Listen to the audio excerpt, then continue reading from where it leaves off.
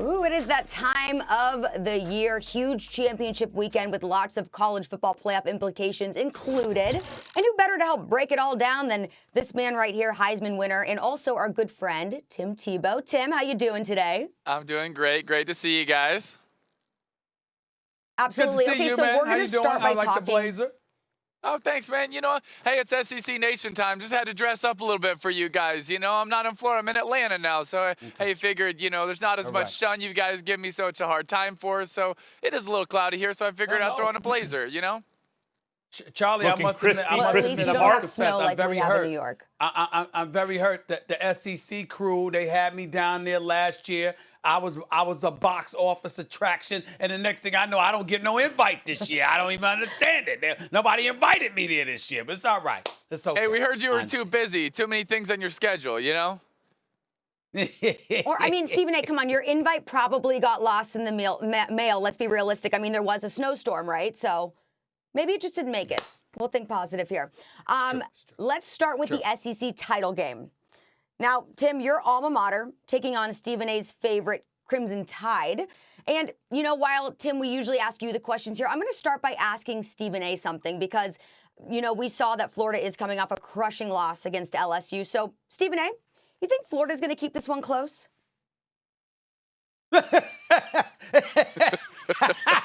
What? Close? It's a wrap. That's a funny question. I mean, please. Since y'all haven't heard it from me in a while, Alabama. There's nothing to talk about here. I mean, please, don't the Florida Gators got 2 losses on their resume this year? Didn't they lose to Texas A&M? Didn't they lose to LSU last week in this quote-unquote thriller? But when LSU went up against Alabama, they dropped 55 on LSU. When they went up against Texas A&M, wasn't that score like 52-24? But Florida lost to both of them. And they're going to give Mac Jones and Najee Harris and Devontae Smith and the crew problems? Please, all day, every day, especially when it comes to the SEC this weekend. Alabama. It won't even be close. My condolences to the Florida Gators. I like Trask. They've got some good players, but there's no Tim TEBOW in that locker room talking about let's go, let's go, let's go. It'll never happen again. You ain't gonna play like garbage, apologizing to the fans. There's nobody like that in that Florida locker room. The Crimson Tide roll Tide. It's a romp. You can book it. I'm predicting the score right now. It's going to be like, and I know the coach is going to use this as motivation for his team. It won't work, by the way. It won't work. Alabama, 52. Florida, 26. I'm predicting a romp, period. I totally agree with Stephen A. here, unfortunately. So, Tim, let me just ask you, how does Florida even theoretically win this game? Like, what are you going to do to slow down the Alabama offense even? And Florida doesn't have great line play in terms of trying to, like, control the time of possession or anything like that. I can't even conceptualize. How does Florida plan on, like, what scenario unfolds where Florida wins this game? Guys, so much when I listen to you talk about boxing and UFC, and you guys do a great job with it, you always mention styles make fights, right? That's something that you always bring up. Well, I think that's the same thing in this game. The style makes the fight. And I think Florida actually brings quite a style to this game that doesn't suit Alabama really well. Listen, they didn't play really good last week. They didn't play good at all. Actually, it was incredibly disappointing for Florida. They should have mopped LSU with playing 34 freshmen, right? But this is a different week. I think the game plan's totally different. And I also want to go back to how Ole Miss played Alabama earlier in the year when Stephen A. was so bold. He said, there's no way that they're going to put up a lot of points. Oh, yeah, they put up 48. There's no chance they're going to do that. Watch how Florida's scheme gives them a chance in this game. Listen, FBI has Florida at 11%.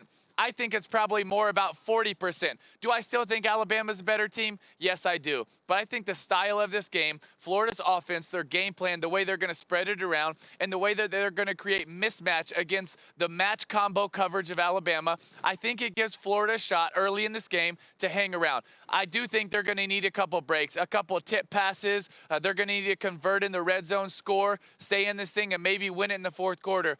But I do see a road to winning this game. There's a chance. I do not think it's 90% Alabama like the FPI has it. I do think Florida has a chance in this game. And you need to go back and watch throughout the year. If this offense for Florida gets rolling, they're a very dangerous offense. It won't get rolling. That's my point. Now, I will give you credit, and I knew you were going to bring that up because you got me there. Tim TEBOW was texting me during the game, Mac, talking about Ole Miss. Watch it. And they dropped 48 on Alabama. It was a good game. And he was texting me during the game. I was like, damn, he got me here. He got me here. But not twice in the same season. It ain't happening for you this weekend. And then you look at now think about Tim TEBOW. Good-looking dude, got that perpetual smile on his face, always encouraging folks. I'm sorry to call Tim TEBOW out like this. Florida, does that seem like a confident Tim TEBOW right there? Did he look confident? Did he look euphoric? Did he look I didn't say I think they're going to win, but they have a much better chance than you think they do. Tim TEBOW knows what the rest of us know. Tim TEBOW knows what the rest of us know. Alabama is taking these brothers to the woodshed. It's going to be a romp. Are you going to be in attendance for that game, Tim TEBOW? Because I don't want you to see what's going to happen to Florida this weekend. I really don't want you to see it, Tim, because I love you. When you see the style of this game, you will be shocked. The game plan that Florida has, they will compete in this game. Florida will compete in this game. Tim. They're not getting taken to the woodshed. Hey, you know you my boy. You know I love you. I don't want this for you. I don't want this for you. I don't want what's coming. You don't deserve this, Tim TEBOW. You don't deserve to be in attendance for this beatdown y'all about to get. That's all I'm trying to say to you. It's okay. That's all right. Okay, I don't say. Tim, you know I never agree with Stephen A. I tried to be there. I really did. You know, I try not to agree with Stephen A. I don't agree with him normally, but he is trying to be your friend right now. He really is. He's being a good friend to you right now. Listen, I understand he's my friend. Stephen A. is predicting 52-26. What do I think about 50? What would you say the score is going to be? Is the lovely wife going to be there with you this year, Tim? Is she going to be there with you? You're going to need her. You're going to need her. I know I'm going to need I might need the support because I do think it's going to be a close loss. So I might need that because it'll be closer. Let me think. Maybe 38-28? Alabama? All right, not exactly the romp that Stephen A. is predicting. We'll see. Florida's going to Max, score I want to ask you time. something. Hold on, Charlie. Florida is going to hold Alabama to 38? Alabama's going to score that 38 points? I think Florida's game plan is going to be able to move the ball, hold the ball, control it. It's the style of the game. It's not necessarily just how many stops. I think, Florida's going to be able to do a few things in this game that Alabama hasn't seen the entire year. Alabama's never seen a Kyle Pitts and the size of Florida. I think Florida's skill matches up with anyone in the country offensively, and I think that's something that that you guys haven't taken into account. Kyle Pitts didn't play last week. He's a difference maker. Watching the next level. That's why he's going to get drafted in the top 10 picks, is because he is a freak and he is a difference maker. And I think he's going to be a difference maker tomorrow as well. And it'll be interesting. I think they're probably going to match up their top corner in Patrick Surtain one-on-one with him. That gives Florida's other receivers the number 2, number 3, and 4 corners. Gentlemen, I want to talk about the implications that these title games are going to have on the college football playoff. Selection Sunday is this weekend. Max, who do you foresee being in the top 4? I think it's what everyone knows it's going to be. It's the top 4 right now: Alabama, Clemson, Ohio State, Notre Dame. I mean, you need to get. I like Clemson over Notre Dame, and so I don't see anything changing. But Max, I think one of the Okay. biggest arguments that that's going to come into play is if the favorites win. If Clemson beats Notre Dame, then the biggest argument is going to be who's going to be at number 4. I think Ohio State bumps to 3, and then it's going to be, does Notre Dame grab 4? Do they stay in the top 4, and do they hold that 4th position? Or does A&M, if they rout Tennessee tomorrow night, does A&M jump them for number 4? And then you look at, well, Notre Dame beat Clemson at home against a backup freshman quarterback, or Clemson beat Florida. Those were the 2 best wins, and I think that would probably be the argument in the case for which one's going to get number 4, which I think it also matters how they look. Does Notre Dame stay and hang with Clemson? Does A&M rout Tennessee? I think all that comes into play. This is easy for me, guys. It's going to be Alabama, Clemson, and Ohio State. Okay, because Clemson is beating Notre Dame. Yes, I'm calling it. The question is it going to be close or is it going to be a romp? With Trevor Lawrence and Clemson highly motivated to avenge the loss that they suffered at the hands of Notre Dame, without Trevor Lawrence in the lineup, how well they perform. If they blow out Notre Dame gets bounced out of the top 4. Texas A&M elevates to number 4. If it's a close, hard-fought contest, because they beat Clemson first go-round, it stays those top 4 teams. Why? It's just that Clemson wins, so they get the higher seed than Notre Dame, and that's it. But it's going to be Alabama, Clemson, Ohio State, and Notre Dame's fate is going to depend on how competitive they are when they play. I totally agree with that, Stephen A. I think it's a really good point. I think it's how it looks in that game is going to really matter in that game. And I think something that a lot of other experts have said is, oh, well, the committee might not want to see A&M get 4 and play number 1. Listen, I don't care what you want to see, all right? This isn't about your favorites of who you want to see. This is about the 4 best teams. So if it is A&M, who cares if it's a rematch against Alabama, right? I hope there's not bias that comes into play of what we want to see. Listen, if what you want to see, then go get tickets to what you want to see and pay for it. Get the 4 best teams. Texas A&M, All right, not Sam, just we going to gotta let complain. you They're going go to say here. we got job, but they ain't going to be in. I just want to reiterate, Tim, I'm here for you. Tim. My phone will be ready. You text me, bro. I'm a text you words of support and encouragement. You in a world of trouble. Words of support. Well, we'll see. I might be texting. I'm feeling I might be these texts aren't texting gonna be you, words of Stephen A. support. too. All right, Tim, we got to let you go, but we thank you so bad. much. We'll find out Don't whether be bad. your or Stephen A.'s prediction comes more into fruition when the SEC title game goes down tomorrow. Thank you so much. Look forward to it. Y'all have a great weekend. All right, guys, let's move on over to the NFL once again, because there have been questions about Tom Brady and Bruce Arians' relationship all season, and yesterday, Tom Brady talked about it with the media. I feel like we have a great relationship.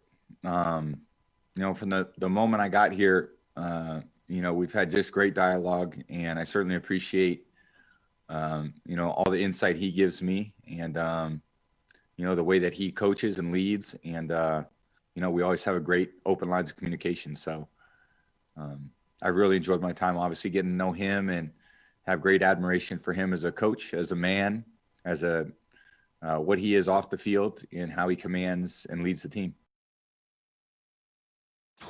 Okay, so you heard him, Brady, saying that he and Arians are good. Stephen A., you buying this? Not really, because let me say one thing. 2 things. Number one, I've never heard a bad word about Bruce Arians as a man, in terms of his relationship with players and stuff like that. But number 2, we can't take anything Tom Brady says seriously about somebody. Tom Brady doesn't say anything negative about anybody publicly. He just won't do it. So Tom Brady will look into the camera and lie through his teeth to all of us about how he truly felt, if he indeed did feel anything negative about Bruce Arians. So we can't sit up there and take that seriously. That's just not his MO. He's not going to do that. Having said all of that, what I will say is this. Any questions we have about the relationship with Brady and Arians is because of how openly critical Arians has been periodically about Tom Brady throughout the season. On several occasions, he's questioned what they could do, what the quarterback has missed doing. He's chided him or maligned him to some degree publicly, not just privately. And he's even brought into question Tom Brady not knowing something. I don't know whether he read the wrong defense or whatever the case may be. Go back and look at the quotes. I'm not making this up. I don't know Bruce Arians personally. We don't, I don't cover his team. We don't talk. I have no axe to grind here at all. It's not my way anyway. But the point is that I think that any question marks that exist about Brady and Arians is because of the way Arians has handled things. Considering that and Tom Brady's resume with 6 Super Bowl championships and 9 Super Bowl trips, one could imagine that he had to have been taken aback by some of the things Bruce Arians has been willing to say publicly, not privately, but publicly. I can't imagine that Brady would not have an issue with that. And I wouldn't expect Brady to admit it. I don't know, but it's just a guess. I buy what I'm hearing from Brady and Arians. I don't think that everything's been perfect. In no relationship is everything perfect. And this is a brand new one, and they've had their ups and downs, but more ups than downs. So do I think there was some friction? I mean, going in, no risk it, no Mr. No risk it, no biscuit guy versus the dink and dunk man with all the Super Bowl rings. Yeah, of course. Like, does Brady bring Gronk? Is Arians happy about that? Yeah, but now that means I have to do some things differently. Antonio Brown, Arians was on the record. We don't want him in the locker room. He's not a fit. But Brady wants him, so he's there. Of course, that's going to cause some kind of consternation. But guys, what I look at in terms of the criticism of Tom Brady is Arians has known the right buttons to push with Brady. And Brady's been around the block. He has to recognize that. Brady's not stupid. So Arians, after the first loss to the Saints, criticized Brady publicly. See that, everybody? On the team. Forget about the public. I can go after Tom Brady. Tom Brady's going to be accountable. And Tom Brady was accountable. And they played better. And then, when Brady really needed someone to get his back, when he forgot the number of downs, right, at the end of the loss to Chicago, Arians lied for him. And Brady then covered for Arians when he was asked directly. And I suspect it was because Arians had already said something. Brady didn't want to contradict them, right? So, and what happened? They bounced right back. And every time Arians has criticized him, Brady has seemed to respond, and so has the team. And right now, they're 8-5. Guys, Brady is having a nice season. 3-to-1 touchdown interception ratio, high middle of the pack QBR, like above average, and they're winning a lot. And Arians also has to know he's been around the block. It's a pretty good team with a nice record and some quality wins. It's not every it's not every season you get a season like this. And Arians has to know Brady's leadership and play has a good amount of responsibility for the fact that they're 8-5, which is a good record. So, do I think that Arians and Brady respect each other and believe the things they're saying? Yes. That doesn't mean there's no negative stuff underneath or in addition to it, but I think that they spoke the truth when they spoke about each other. Okay. I mean, listen, we don't know. I certainly don't know. What I'm saying to you is that if there was something negative to say about Bruce Arians, we would not hear it from Tom Brady. Tom Brady, that's not his way. That's not his MO. One of the reasons we applaud the man so much is not only is he a winner, but he doesn't say stuff publicly. He keeps stuff in-house and he handles it accordingly with the level of professionalism that it deserves. If you recall, Max, to speak to the character of a Tom Brady, remember when the radio host in Boston had talked about his kid and Tom Brady had the weekly appearance with them, literally called into the station to express to them why he wasn't going to do the interview that particular week, and was as classy as you could be in pointing out that there were lines that were crossed there that you just don't cross. So I don't say about Tom Brady lying and not telling the truth about how he would feel negatively about somebody. I don't mean that to castigate him in any way. I'm speaking about his elevated level of character. This dude is class personified, and he is not going to handle business in a negative fashion publicly. That's not his way. So knowing that, I can't believe anything he really says when there's some kind of negative controversy that could be percolating, because I know we'll never hear about it from Tom Brady publicly. We know that much. Whereas in the case of Bruce Arians, when it comes to Tom Brady's play or what he perceives as being Tom Brady's play, he's publicly chided him in ways that Bill Belichick never did. And so we have to remember that and then move forward. It's not the end of the world, but we have to acknowledge that that's what has happened. The responsibility of a head coach is different, obviously, than a quarterback.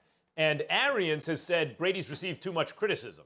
And he's right about that. Like, you only criticize Brady if your expectations were unrealistic coming into the season. He's, for a 43-year-old, he's having an amazing season.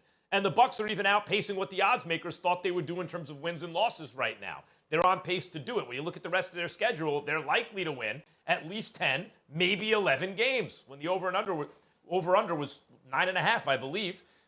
So Arians is speaking the truth about Brady, just as he spoke the truth when Brady would mess up and he needed to hold Brady accountable to show the team how it was going to work. And Brady, Stephen A., it's interesting. Yes, of course he remembers that stuff with Arians. How could he not? And however he compares Arians favorably or unfavorably to Belichick, let's say, and there are lots of ways in which it's going to be unfavorable because Belichick's the greatest of all time. It's not a knock against Arians. The question is, if you lead like Tom Brady, do you have to really internalize what you're telling people?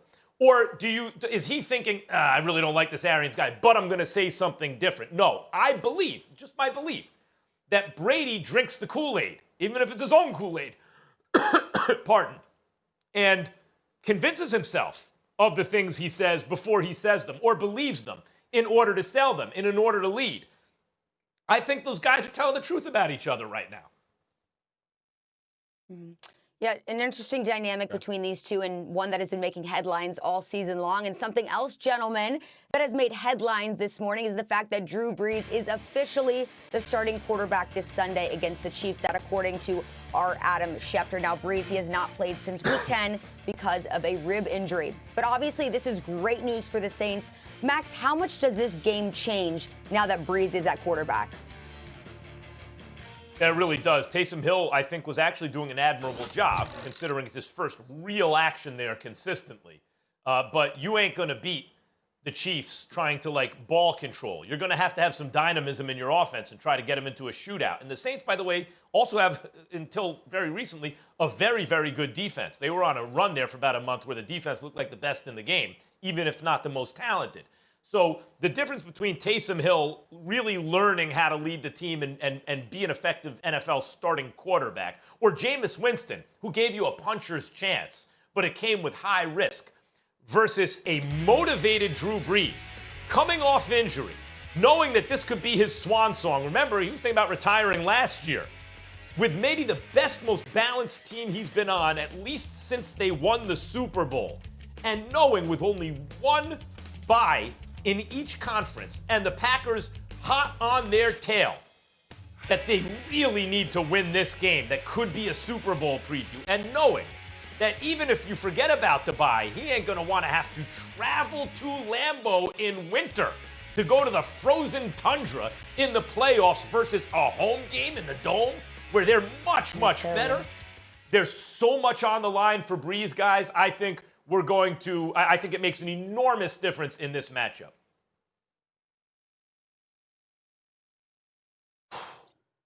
When I look at this game, I do agree with the notion that it's more difficult to prep for Taysom Hill than it is for Drew Brees, because as exceptional as Drew Brees is, he's a drop-back passer. It's what he does. And literally, he's living in the pocket because he's not one who scrambles outside of the pocket too often.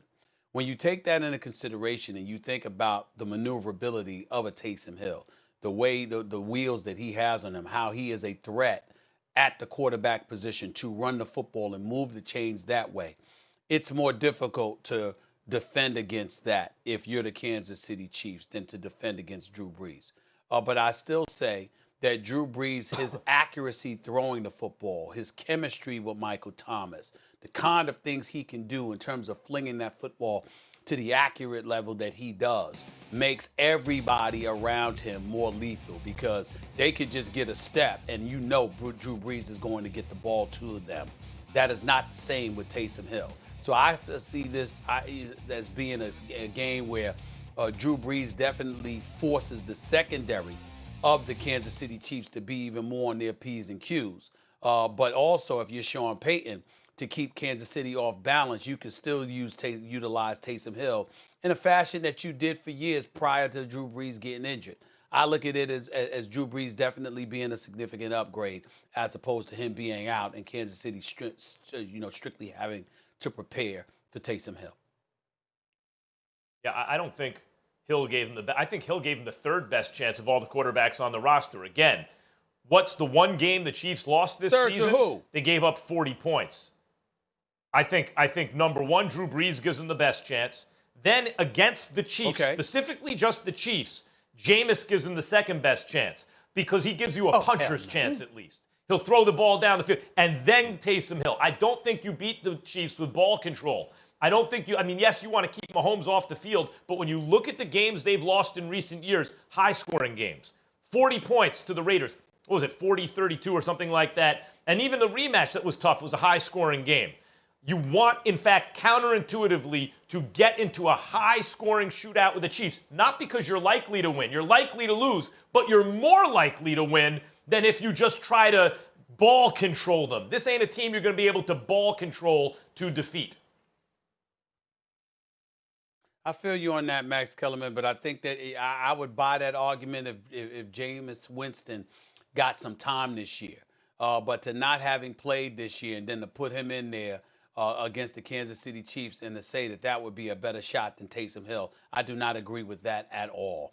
I could see Jameis Winston throwing a couple of picks relatively early and then it being a blowout before we had a chance to pass gas or something. I mean, I can't see it. I wouldn't see it that way at all. I definitely think that Drew Brees is Drew Brees, and Taysom Hill, you utilize him that way, and you make them a two-headed monster for the purposes of going up against the Kansas City Chiefs. I think that's how you would do that. I do not believe that Jameis Winston would give them a better chance in this particular contest.